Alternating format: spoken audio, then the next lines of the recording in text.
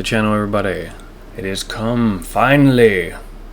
The final review, at least for the campaign review of the Champions of Chaos DLC. Festus the Leechlord, servant of Nurgle. Well, let's get right into it and talk about his stuff here.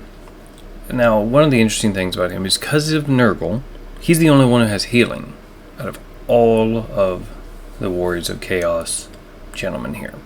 Alright? Because of the healing, it's a big deal. Now, if you look over here at, he also has an increased healing cap for everybody, because as everyone knows, there is a healing limit on units. Certain factions can get above this. Common Ghosts can get way above the healing cap, but hey, that's a different story. But now the plagues here, +3 turns, armies and provinces for the duration of plagues. Now his campaign effects, not that big a deal. His skills, as we said, he has healing. This one triggers just when casting, and I do appreciate now that in Warhammer 3 it's percentage based and not just a flat amount, because that got ridiculous. There was almost no point to it back in the day, unless you had endless mana, Winds of Magic. Let's see. Another good spell here, increasing the armor. However, one of my favorite ones with this guy is this one here, and Blight Boil. Just a nice little explosive attack here. Now, Festus has a special ability, okay? He can either be in basically a healing mode, or he can be in a damage mode. Healing only affects his friendly units, and the damage only affects enemies. If you like fighting, one, you're going to have to do a lot of it. But two, as Festus, because of that ability, and the AI is stupid, because let's face it, they need work, especially when it comes to sieges. There are plenty of times the AI should come out and attack you, but they don't. Sometimes under the right circumstances, but you can fight a lot of these manually, and you'll do a lot better, especially against minor settlement battles or capitals. You can go in there when you shouldn't be able to win. You take Festus, you put him up at the wall. Yeah, he's going to take a little bit of damage. Just have him on healing while he's running up there. And once he gets there, after he's healed a little bit, switch him over to the damage to the enemies. It'll slowly kill everybody on the walls. It's a pretty easy way. It's a nice bit of cheese, as they say. Pretty cheap, but hey, it's a strategy. And if the enemy wants to stay that way, then go ahead. If you're fighting in an open field and the enemy's all blobbed up, that's when I'm like, nope, we are just going to do the combat. Have the damage on the enemy, and there you go. Now, something to point out here, because of his different diseases, okay, and also because of the commandments, Festus, I really do not ever, for him, recommend building the corpse mount. Okay, you don't need the extra growth, because you got this. You've got a disease that you can do that'll also give you, where is it?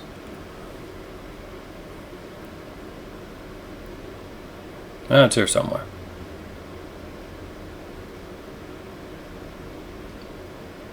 There we go. There we go. You can also get plus 50 growth. I mean, come on, that's pretty nice there. And you get a bunch of other different effects, but it's real easy to get the infections, to get the amount, and just have them going all the time in your different provinces.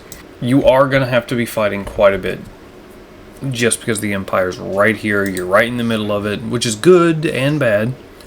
It's bad for those who hate having to do a fight like all the time, but you're really going to need to do it early on for Festus, otherwise he's just going to get too hurt with the auto-resolves. Do not recommend doing those. Fight it, you'll do better, you'll learn, And again, if the enemy's running away, you can always get your guys grouped back up, switch over to the healing, wait for the timer to go out, or wait for the last guy to get off the field. Get as much healing as you can. Again, kind of cheap. I got a buddy who I game with. He hates when I do that kind of crap. I'm like, you know what? I got the magic left. They're still on the field. I'm going to heal all my guys. You just have to wait. He just wants to end it. And I'm like, nope. Here we go. But that aside, I really can't say too much more for dear old Festus here. The starting position, like I said, you're just here to fight quite a bit. You can easily, though, beat these guys. You can easily beat these ones if you move quick enough. You know, you got a couple of dark fortresses. You got this one you start out with. Then you got this one right here, so it's not that far away.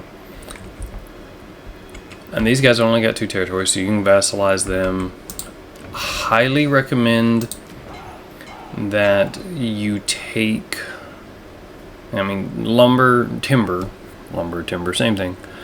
Not that important for them. If I remember right, it has to do with your cavalry and I think their ammunition for your ranged cavalry there.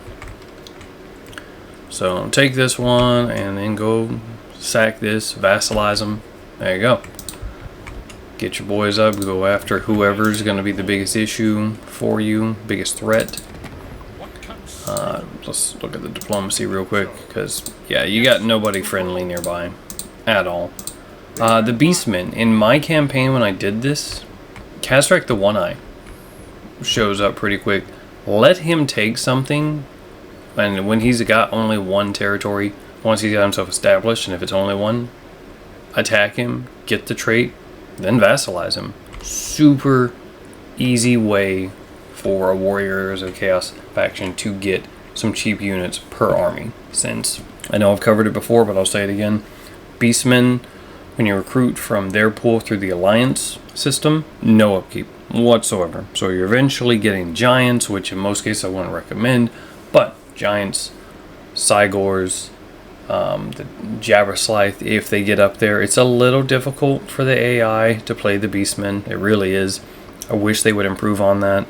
I've never seen the Beastmen do well as the AI. But at least here, it's a good, easy way to get a cheap vassal with cheap units. Free units. So, let me know what you guys think. Please like, share, subscribe, hit the bell icon, and please stay tuned for the next videos. Hopefully I've got all my technical issues done, so gameplay and other videos will be uploaded more regularly again.